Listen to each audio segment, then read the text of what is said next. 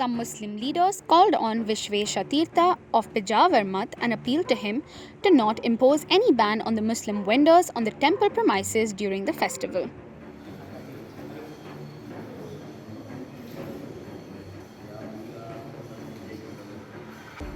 The ongoing hijab rule and Muslim vendors not being allowed to set up their shops, many temples in Karnataka, especially in the coastal region, are banning Muslims from doing business on the temple property.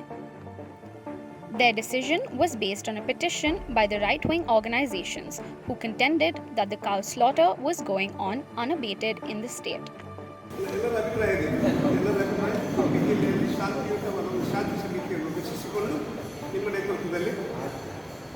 ಏನೊಂದು ಅಹಿತಕರ ಘಟನೆ ನಡೆಯಲಿ, ಸ್ಪಷ್ಟವಾಗಿ ಸಮಾಜಕ್ಕೆ ಒಳ್ಳೆಯ ಒಂದು ಸಂದೇಶ ಕೊಟ್ಟು ಸೌಹಾರ್ದ ನಡೆಸಿಕೊಳ್ಳಲಿಕ್ಕೆ ಅನುವು ಮಾಡಿಕೊಳ್ಳಬೇಕು.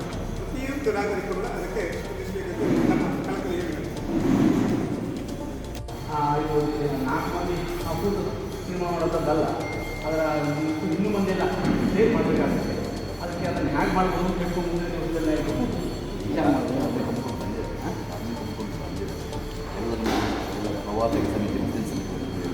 ಸಮಾಜದಲ್ಲಿ ಶಾಂತಿ, ಸೌಹಾರ್ದ, ನೆಮ್ಮದಿ ಬೇಕೇ ಬೇಕು. ಅದು ಆಗಬೇಕು ಅಂತಿದ್ದರೆ ಅದು ಯಾರ್ದು ಒಬ್ಬರ ಪ್ರಯತ್ನದಿಂದ ಆಗುವಂಥದ್ದಲ್ಲ. ಎಲ್ಲರ ಸಹಕಾರ, ಎಲ್ಲರ ಪ್ರಯತ್ನ, ಪರಿಪೂರ್ಣವಾಗಿರತಕ್ಕಂಥ ಪ್ರಾಮಾಣಿಕವಾದ ಪ್ರಯತ್ನ ಇದಕ್ಕೆ ಬೇಕೇ ಬೇಕು.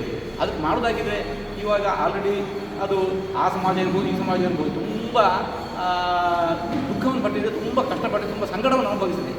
ಆ ಸಂಕಟದ ಸ್ಫೋಟ ಇವತ್ತು ಈ ಮುಖದಲ್ಲಿ ಆಗ್ತಾ ಉಂಟು. ಹಾಗಾಗಿ ನಾವು ಧಾರ್ಮಿಕ ಮುಖಂಡರು 4 ಮಂದಿ ಸೇರಿಕೊಂಡು ತೀರ್ಮಾನ ಮಾಡಿದ್ರು ಕೂಡ ಅದು ಅಲ್ಲಿ ಕಾರ್ಯಗತ ಆಗುತ್ತೆ ಅಂತ ಹೇಳಲಿಕ್ಕೆ ಬರೋದಿಲ್ಲ. ಮತ್ತಿನ್ನು ಅವರ ನೋವು ಅದು ಏನು ಅಂತಕ್ಕಂಥದ್ದನ್ನು ನಾವಿಲ್ಲಿ ತೀರ್ಮಾನ ಮಾಡಿ ಹೀಗೆ ಅಂತ ಹೇಳಲಿಕ್ಕೆ ಬರೋದಿಲ್ಲ.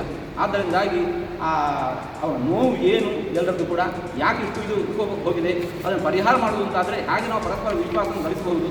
ಆ ನೆಲೆಯಲ್ಲಿ ನಾವು ಏನು ತೀರ್ಮಾನಗಳನ್ನು ಕೈಗೊಳ್ಳಬಹುದು, ಮುಂದಿನ ದಿವಸದಲ್ಲಿ ಏನು ನಾವೊಂದು ಒಪ್ಪಂದಗಳು ಮಾಡ್ಕೋಬೇಕು ಅನ್ನೋದ್ರ ಮೇಲೆ ಅದು ಅವಲಂಬಿತವಾಗಿರುತ್ತೆ. ಇಲ್ಲ ನಾವು ಕೇವಲ ಹೌದು ಎಲ್ಲರ ಶಾಂತಿಯಿಂದ ಇರಬಹುದು ನಾವು ಹೇಳಬಹುದಿರುತ್ತೆ, ಅದು ಅಲ್ಲಿ ಕಾರ್ಯಗತ ಆಗೋದಿಲ್ಲ. ಅದು